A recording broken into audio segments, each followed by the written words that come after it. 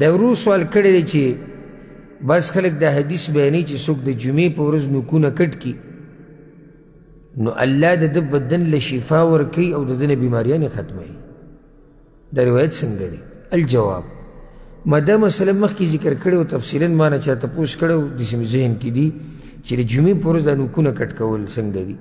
هلته موږ دا خبره ذکر کړې وه چې د پیغمبر صلی الله علیه وسلم حدیث سندي ثابت چې هغې کې دی چې د جمعې په ورځ نوکونه کټ کوئ.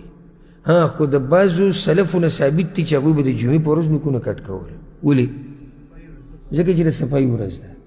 پیغمبر صلی الله علیه وسلم څوک چې ځان صفا کي نو هغوی وایي صفایي کې دا هم دنده راځي چې ته نوکونه واړه کي.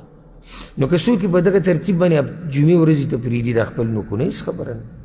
هر چې داسې قسمه روایات دي مونږ خو دا وایو چې صرف دومره روایت هم نشته چې به هغې کې دا چې د جمعې په ورځ نوکونه واړه کول مستحب دي. داسې روایت هم نشته. پاتې له دا روایتونه په دې معنی سره چې څومره روایتونه راځي دا منګړت روایتونه دي او دا مشهور کتابونه چې دي د حدیثونو دا دوی دا روایتونه راوړي هم نه دي. لکه یو روایت راځي من قلم اظفاره یوم الجمعه، چا چې د جمعې پر ورځ خپل نوکونه واړه کړو نو د بلې جمعې پورې دی الله د مصیبتونو نه ساتي. دغه شان یو روایت ذکر کوي چې من قص اظفاره یوم الجمعه دخل فيه شفاء وخرج منه داء.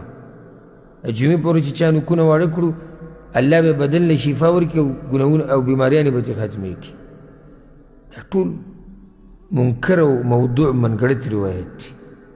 دې باب کې صحیح حدیث هغه نشتی چې د جمعې په ورځ دې نوکونه واړه کړی شي یا د هغې فضیلت.